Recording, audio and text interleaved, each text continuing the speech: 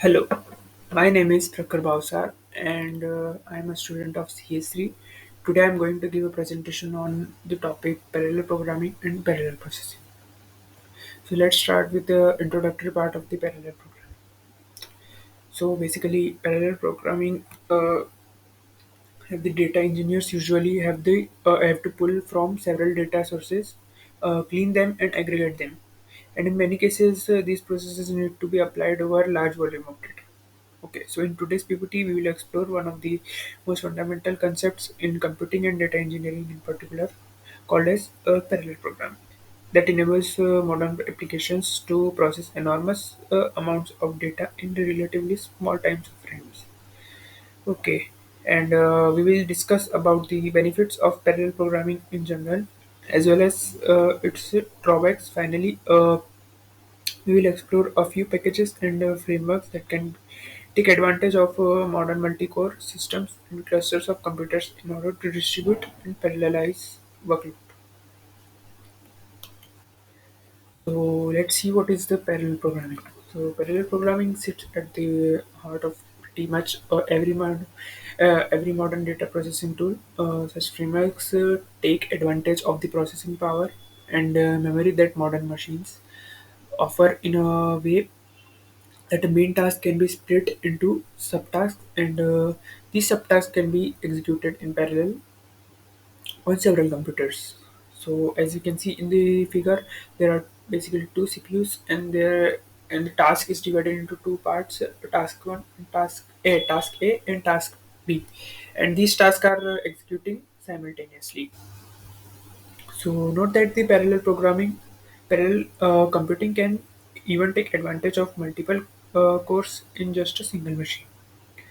So it is also important not to confuse concurrency and parallelism. These are two different concepts. So if you want to get a better idea about their main differences, you can read one of the most recent and difference between multi-threading and multiprocessing. Okay, now let's discuss the benefits of parallel programming. So the first benefit of parallel programming is related to multi-core systems and its ability to take advantage of all of them while executing tasks so that these can be completed in much less time. Okay, in the big data era, data sets can grow in enormous sizes, and therefore it may be impossible to load them into a single machine. And in parallel programming, such datasets can take advantage of multiple computer machines in order to load them in a distributed fashion by partitioning them. Okay, now let's discuss about parallel processing.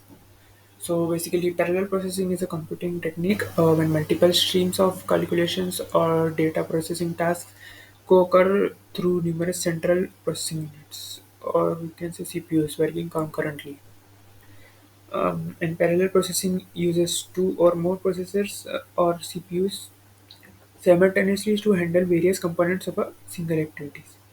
Systems can also slash a program's execution time by dividing a task's many parts among several processors. Multi-core processors frequently found in modern computers, and any system with more than one CPU are capable of performing parallel processing. For improved speed, lower power consumption, and more effective handling of several activities, multi-core processors are integrated uh, are integrated circuits chips with two or more CPUs. Okay, and most of the computers can have two to four cores, while others can have up to 12. And complex operations and computations are frequently completed in parallel processing. Now let's discuss some types of parallel processing. So first one is single instruction and single data, also known as SISD. And in this type of computing called single instruction and single data, a single processor is responsible for simultaneous managing a single algorithm as a single data source.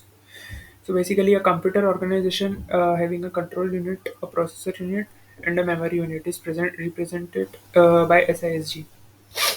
It is similar to the current serial computer, and instructions are carried out sequentially by this SISG, which may or may not be capable of parallel processing depending on its configuration. Second one, multiple instruction and a single data, also known as MIST. So, multiple processors are standard in computers that use the multiple instructions and single data MIST instruction set. So, while using several algorithms, all processors share the same input data. So, basically, MIST computers can simultaneously perform many operations on the same batch of data. As expected, the number of operations is impacted by the number of processors available. The third one is single instruction and multiple data, also known as SIMD. So in this, the computers that use the single instruction, multiple data architecture have multiple processors that carry out identical instructions. So, however, each processor supplies the instructions with its unique collection of data. SIMD computer supplies same algorithm to several datasets, and also the SIMD architecture has numerous processing components. Okay, the fourth one is multiple instructions and multiple data, also known as MIMD. Multiple instructions, multiple data, or MIMD computers are characterized by the presence of multiple processors, each capable of independently accepting its instructions. These kinds of computers have many processors. Additionally, each CPU draws data from a different data stream, and a MIMD computer is capable of running many tasks simultaneously. The fifth one is single program multiple data, also known as SPMD. So these SPMD systems are a subset of MIMD.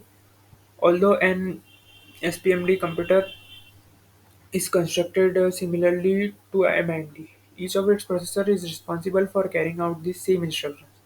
SPMD is basically a message passing programming used in distributed memory computer system, and a group of separate computers collectively called nodes make up a distributed memory computer. The last one is massively parallel processing, also known as MPP. So, in this storage structure called massively parallel processing is made to manage the coordinated execution of program operations by numerous processors.